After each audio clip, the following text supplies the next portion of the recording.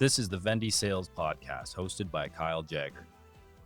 Real conversations, sharp insights, and practical tools to help you close smarter and build teams that win.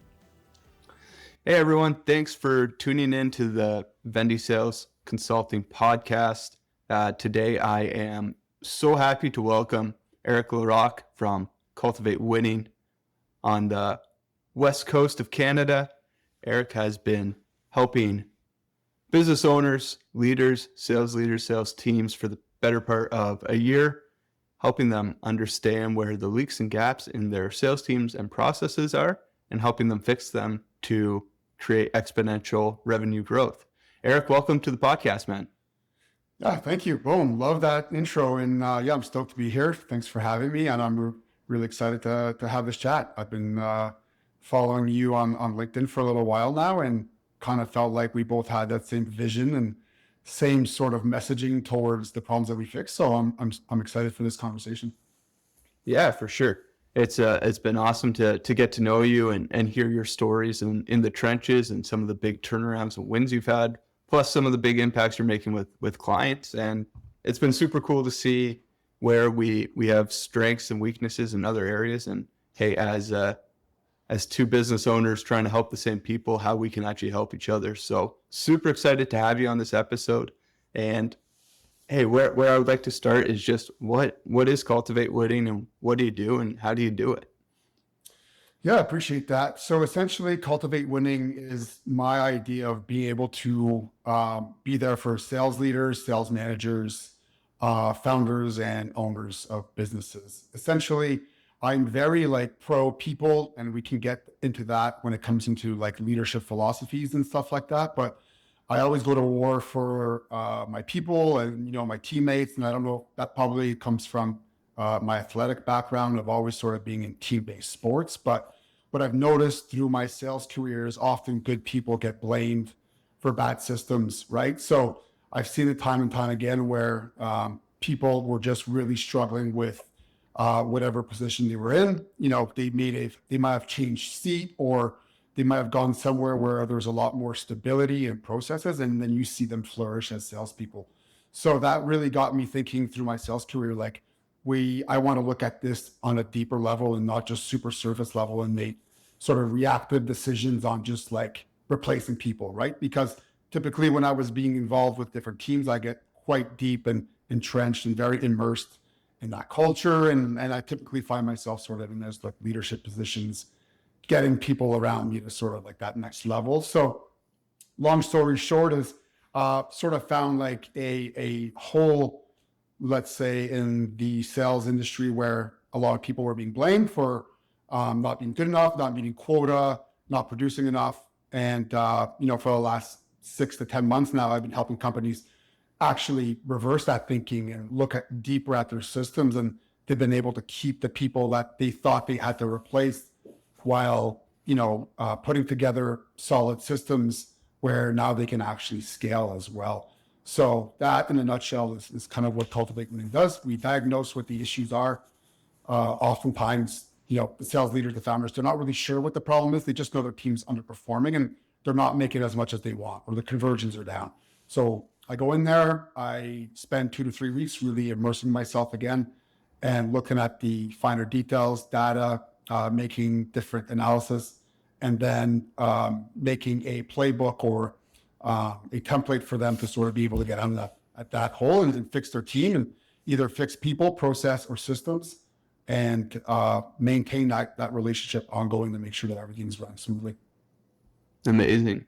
And last time we talked, hey, you're very similar to me, where we play in a lot of spaces because we kind of hold to the mentality that sales is sales.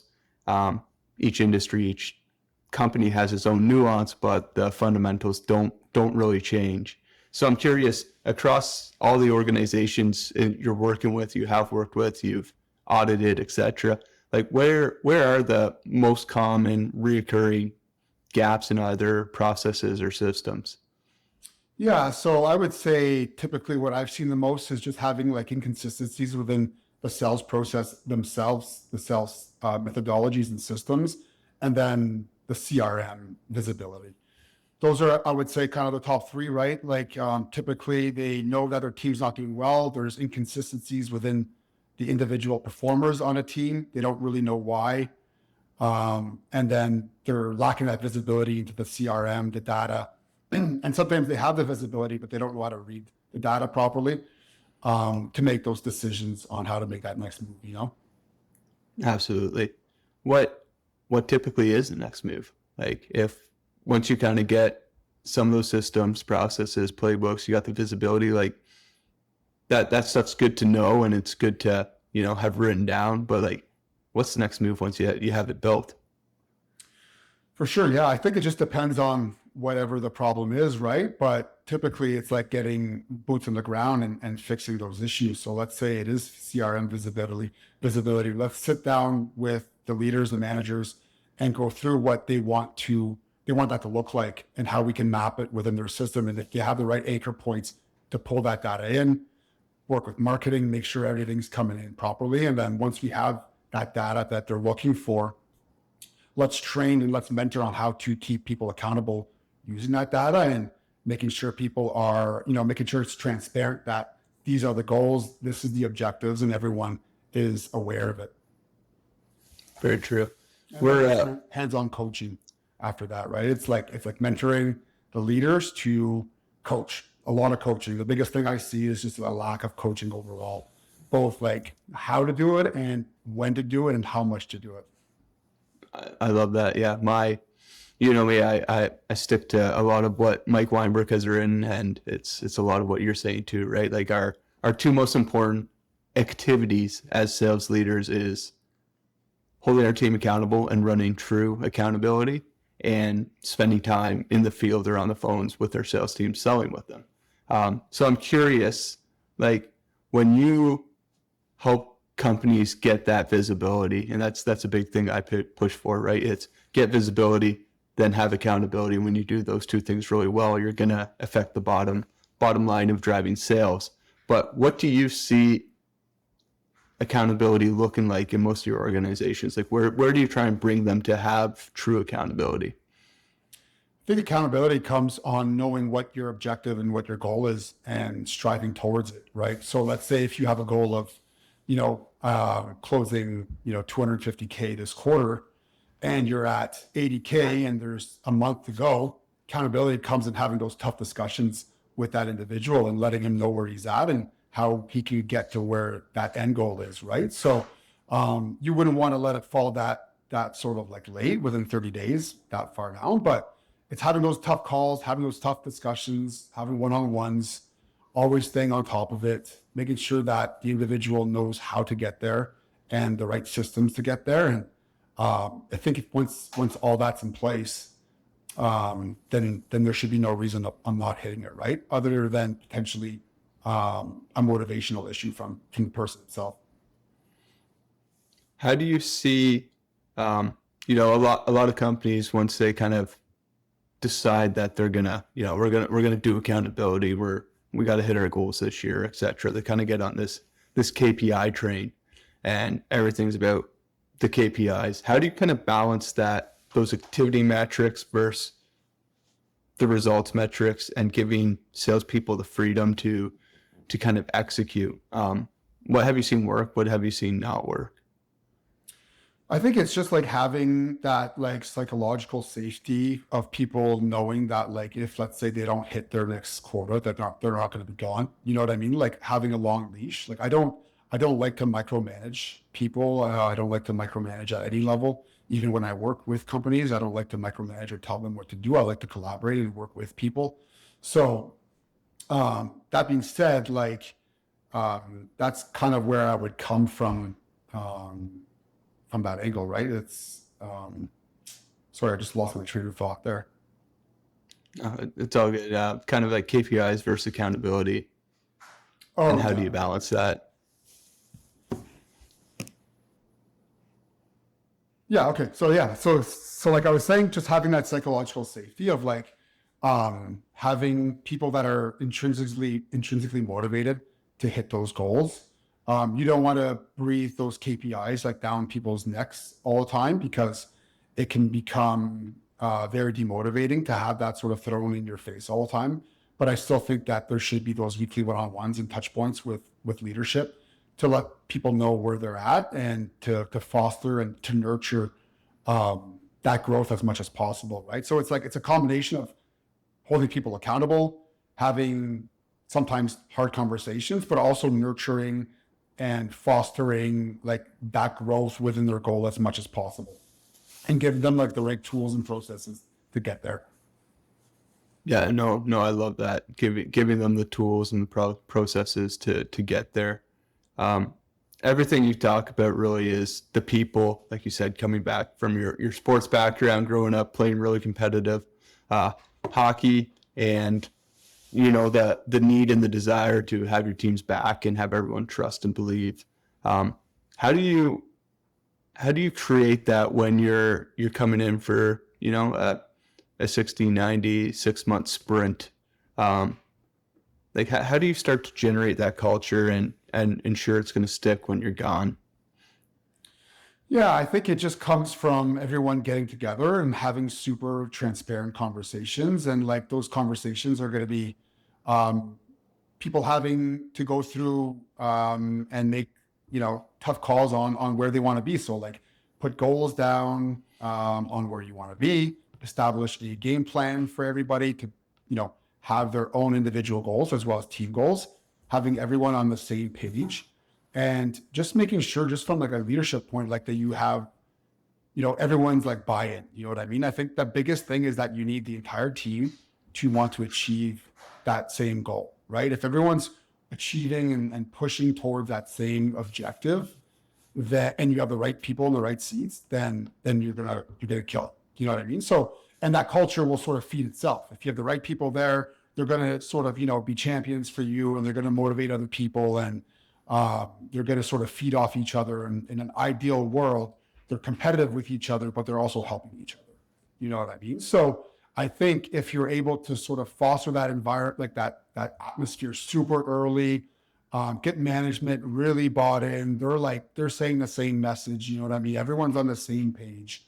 And then you establish, once you sort of get that mindset ready, then you start just putting like objectives down.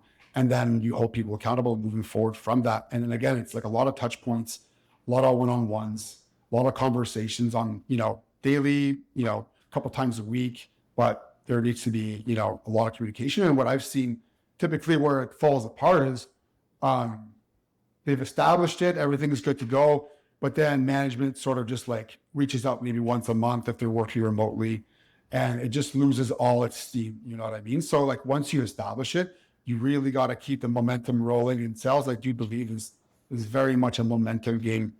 And just on an individual and even team basis, once you start getting momentum, everything just starts feeling easier. You know what I mean? I'm sure you've been there yourself. So, so really early on, it's just getting management to sort of like preach that message of like, this is the objective. This is how we're going to get there. And so if someone's not bought in, then they can leave. And then you want everybody bought in, because it can't be like, 80 people bought in and 3 or 4 that are not, because it's going to ruin the entire culture. So you need 100% buy-in on every objective. I like how you say, hey, right people in the right seat. And we all know that to be true. Yeah, every organization we go into, there's often people in the wrong seat. And I'm sure you've seen the same thing, especially working with entrepreneurs who have built and scaled a company.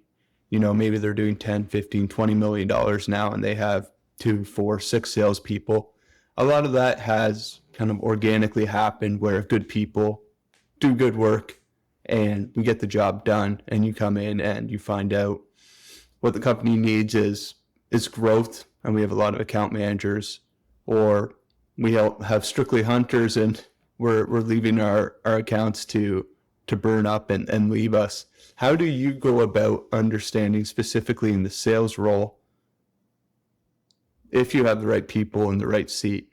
Do you have tools for that? Is it conversations? Like, how do you find out what their character is, if they are that hunter, if they are that account manager, if they are that hybrid, and how do you move them if they're not? in the right seat? Yeah, that's a great question.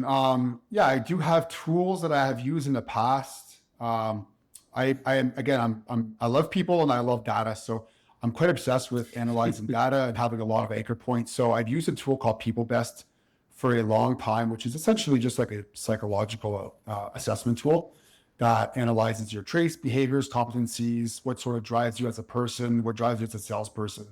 Are you growth mindset? Are you fixed mindset? Are you persistent? Growth through failure, that kind of stuff.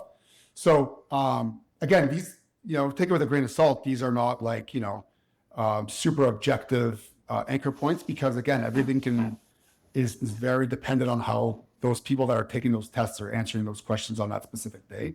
And it could change day to day, but you get a good idea overall on what somebody is like, how somebody views themselves, right? Do they view themselves as just being super aggressive, hunter, determined, growth mindset, or do they view themselves more as like a fixed mindset, an account manager, a farmer?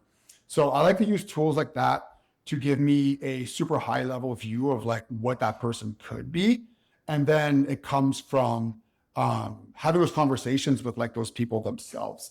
I will, if I'm going into a company that has all account managers and they want to flip 3 of them, let's say to hunters, I haven't encountered that, but like, essentially I would always give somebody a chance if they're giving me the effort and that they're essentially giving me a desire that they do want to do this, right? Because in the past, for myself and for companies I've helped, I've hired a lot of like inexperienced people, just because again, I've had those data tools to help me sort of establish those competencies and traits. And through a lot of video interviews and just one-on-ones, I'm able to essentially determine if they're going to be a good salesperson or not. So I think if somebody is, if you're going to an organization and they're looking to potentially make changes like that, I would always give those incumbents sort of that opportunity to prove themselves on probably a pretty short leash. But you would know quite early, I think, if it's going to be a fit or not. If it's not a fit, then that's when you're going to have those tough conversations and potentially have to change the people in those seats, right? And as a business owner, as a sales leader, I've been guilty of this myself. Sometimes if you're attached to somebody or you're empathetic to their situation and you don't want to let them go, you're actually doing yourself, your team a disservice. You're doing those around you a disservice as well, right? So it's like having that tough conversation, figuring out, and I didn't really touch on this, but it's like, first thing you got to do is like figure out as a hunter, like what traits are going to be successful in our industry, in our ICP, with our offer and with our service, right? So like once you figure that out and you can sort of hire or blend people that you currently have and develop them into that like hybrid that is successful, then that's what I would approach it. Though I feel like I probably rambled there a little bit. No, it's all valuable, all helpful. You mentioned something that interested me. You said through a lot of interviews, one-on-ones, video calls, through the hiring process or team building process, you can find out pretty quickly if someone is going to be a good salesperson. What are the things you're looking for in those conversations that give you the confidence that, hey, they have what it takes? It might just be some coaching or mentorship that's going to get them across the line. Yeah, for sure. Always looking for a lot of energy. Someone who has like high vitality, who is like, just has a lot of like, just energy in life, right? Is just excited about coming in. They have a good presence, good energy. They keep themselves busy. They're working on themselves, self-development. They're going to the gym. They're keeping their mind and body sharp. Just someone that's just like high level. But really getting into it, like I want somebody who's going to be curious. So somebody who has a lot of questions, someone who's going to be a good communicator, who can, put their thoughts into words in a good way. Someone who is coachable, someone who has a lot high grit. Those are typically the big things I look for. Essentially, I want somebody who has gone through, like in life, has been challenged a lot of ways, right? If someone's never really been challenged through life and they've had it really easy, sales is going to be a really tough adjustment for once they move up in sales, it's going to be a really tough adjustment, because once they start feeling that rejection or that failure on a day-to-day basis, it becomes quite hard for them to adapt. But somebody who's been through a lot of hard things in life, has a lot of grit to them, is very resilient, they're going to push through those challenges, right? And we all know sales is a game of consistency. There's ups and downs, and those who win are just stay most consistent for the longest, and they end up being on top. So I want somebody who's going to be coachable, who who wants to learn, who is who's into self-development. I'm not too worried about anything else really, because I think if I have those couple of things, I can train that right person. They're going to be determined enough, driven enough. They're going to have that growth mindset that they're going to figure out and get it done. You mentioned a couple times there, coachability, which is something we all desire if we're a leader in any position. People who are coachable, right? I always say, hey, a great leader can do amazing things with a mediocre team because he's able to coach them and mentor them and inspire them, whereas a mediocre leader quite often gets mediocre results with a great sales team because of his or her inability to coach and mentor. So when you're looking at leaders, how do you know if they have the skills to coach? And when you're looking at reps, how do you know if they're coachable? Yeah, sure. So I'll start with, what was the first one? Sorry. How do you know if a lead, you go into an organization, there's a sales leader there? Coach. Yeah. How do you know if they can coach? Whether you need to coach them on how to coach better, but when you say I interview salespeople, I can see that they're coachable. Can you see if, in the same way, if a leader has the ability to coach? Yeah, I think so. What I've noticed, the biggest thing that whenever I work with different clients, or what I've seen in my sales career, is what I think a lot of people think is coaching, they're just teaching, right? They're not actually coaching. They're just instructing. And that's where the biggest difference comes. I don't want people that instruct others on how to do things. I don't want you to tell the rep exactly how to do it. I want you to give the rep sort of the path and get them to figure it out themselves. Because if they figure it out themselves, you're going to remember and you're going to put it in play a lot more than if you just tell them what to do all the time. And what I notice typically when I go in, I'm assessing if somebody can coach or not. That's one of the things that I'm looking for, right? So I'll base some questions and I'll base some role play around the idea of hey, teach me this, or I'll give them a coaching scenario. I'll be get me from point A to point B. What would you do? And that will sort of give me a good idea of what their framework, or where they're going to start from.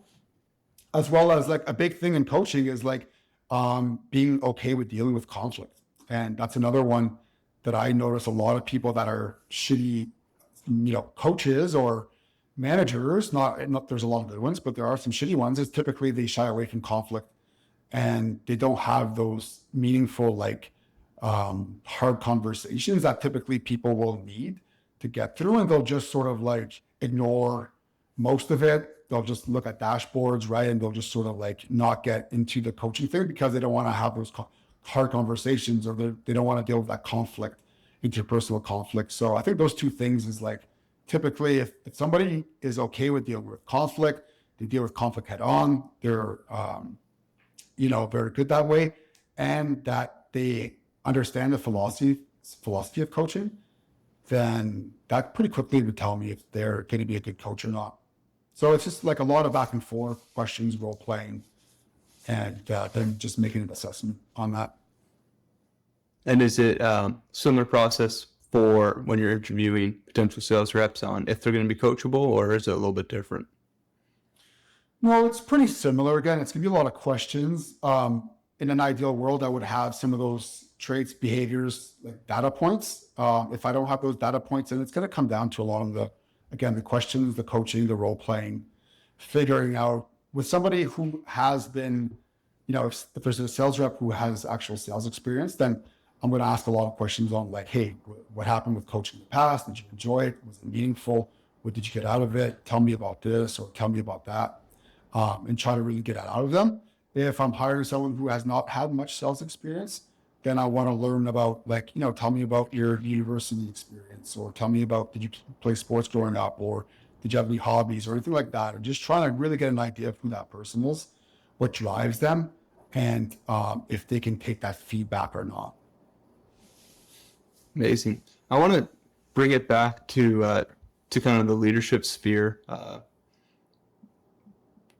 What separates, if we had to look at the average week for a sales leader, say, what separates the great leaders from the average sales leaders in your experience, whether it's your past as a sales leader or the companies you've been working with recently? Yeah, I think there's a couple things, right? I think a big thing is just like, I just had an idea. Sorry, just give me a sec. Can you ask the question again? For sure. In your experience as running Cultivate Winning or as a sales leader yourself, what are some of the things that separate great sales leaders from average or mediocre sales leaders? Yeah, okay. I remember what I was going to say. So essentially, I think the ones that are really like the great sales managers are going to be proactive, and they're going to be dealing with situations. They're going to be aware of what's going on.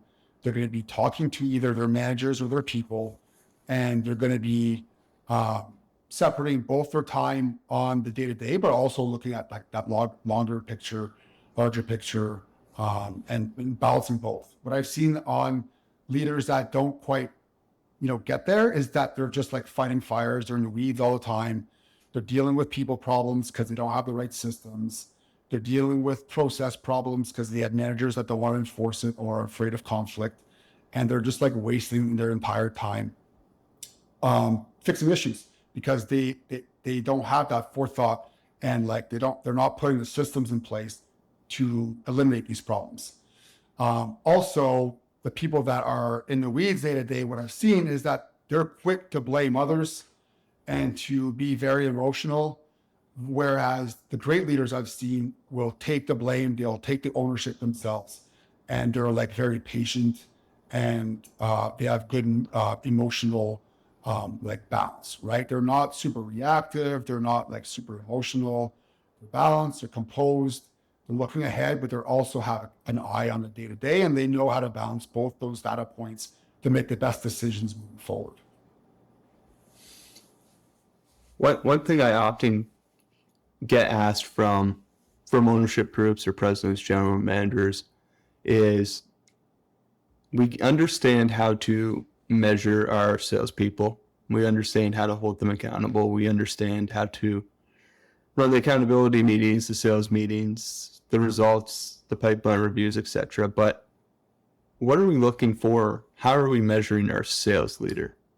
What have you seen to be a good way to measure their success, right? Because we often talk about one of the most important things they can be doing is coaching, right? And it's like, okay, we see they're out with their people, but are people getting better? Like, is the coaching effective? Like, have you seen ways to measure that type of thing effectively? Yeah, I mean, I think that just pretty standard conversion rates will give you a good idea if things are working well, right? If coaching is going well, if leadership is going well. Sure, there can be bad leadership with a great product and it's just crushing conversions, but that would be one thing I would look at. But typically what I experienced at Big Steel Box, and something that I really enjoyed, is just like that reverse feedback. So getting feedback, or sending HR would actually send questionnaires or different things based on like rate your manager, like how are they empathetic to your problems? Are they driven? Do they treat everyone the same? Do they have a vision? Are they, establishing that vision? Tons of different questions. And then you get that feedback afterwards as well as a manager on like if you're doing a good job according to your people, according to your peers.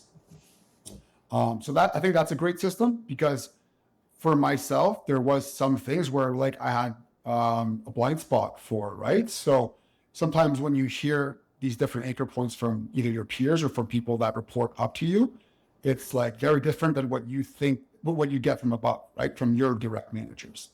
So, that plus all the external KPIs, I think you can make a pretty good case if somebody's doing a good job at leading that sales team or not. Amazing. Oh, I appreciate that. Before we hop off, I want to kind of bring it back to your business and what you do. You kind of offer three steps in the process at Cultivate Winning. Can you kind of walk us through what those are and kind of what results you're hoping to get for companies when they embark on that journey with you? Yeah, for sure. I appreciate that. So yeah, essentially I just want to help them understand where their issues are, get them to collaborate, and for us to collaborate together to figure out how to fix it. And then once it's fixed moving forward, I want to help them ongoing, making sure that nothing's changed because again, it's like we're coaching people. If we're not ongoing support, if we're not having those touch points on a weekly, bi-weekly, monthly basis, then things can go sideways pretty quickly. But essentially, my favorite thing to do is like go in the company. They're not really sure what's going on. I want to get in there. I want to help them diagnose the problem, either the people, the process, or the system itself. Once we figure out what it is, I want to help them figure out a fix for it. If it's a system, then we can figure out, CRM implementations or CRM fixes. If it's a process, we can have either different sales processes or coaching processes or different SOPs that we can work on.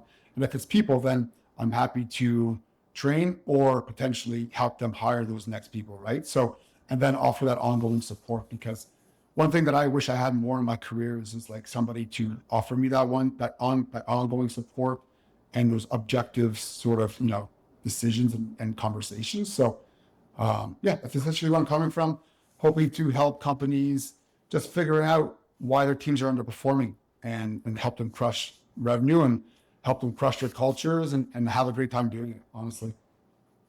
That's an amazing mission. That's one that resonates with me, and I know it's something that a lot of our listeners want to achieve. So thank you for the work you're doing for the sales community. Before we hop off, you mentioned personal development, something I strive to do as well. I just recently had a LinkedIn post where asked for some books. I think you gave some recommendations. Got a ton of feedback. A lot of great books to read. Aside from books, any tools, resources you use specifically for salespeople or sales leaders or business owners that you would recommend to help us step up our game?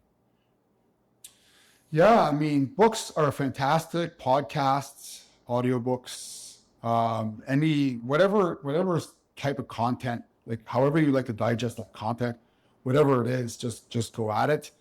Personally, I'm on LinkedIn a lot. I love learning from other people that are doing those roles on the front lines of LinkedIn, trying to learn as much as I can from people like yourself and others that have been doing it for a while, right? So that's where I'm picking up most of my information from, having relationships and conversations with different owners and consultants, and just trying to see what's best out there and trying to improve myself, and if I can help others as well. That's the biggest thing, right? Like a lone wolf will starve, but like a pack always eats. So like, I think it's important to have that pack with you and to learn off each other on what's going well, what's working, what's not working, what we can improve, because as you know, sales evolve so quickly, and what works now might not work in 2 months from now, right? So staying on top of best practices and what's really best converting these days, and whatever that content, like whatever that message or however you like to digest it, just go crazy. I think that I made a post about this like maybe a month ago, but I don't think people practice enough, right? And practice could be reading a book or watching a podcast or a YouTube video. And I don't think people do it enough. I think they get home and they just shut it down. And I'm not saying that you need to do it all night long, but an extra half hour a day even will make a massive difference over people that aren't doing it. And it just compounds, right? Exponentially. So if you want to improve yourself, just find something that you really, really like listening to or watching, and just do a lot of it. I love that. That's a great message. where and how can people find you? Yeah, appreciate it. I'm on LinkedIn a lot, so just Eric Larocque or Cultivate Winning. Both should come up pretty quickly. Or my website, www.cultivatewinning.com. And just feel free to shoot me a message or questions, and I'm happy to help. Awesome.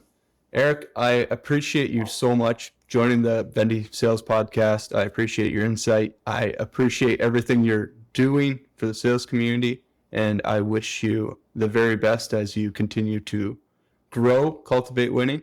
It was a pleasure having you on today. My message to everyone is the same as every week. If you're a sales leader, get in the trenches and go sell with your team. Thanks, everyone. Absolutely. Yeah, thank you, Kyle. Appreciate it. You're the man. Thanks for having me. Cheers. Take care.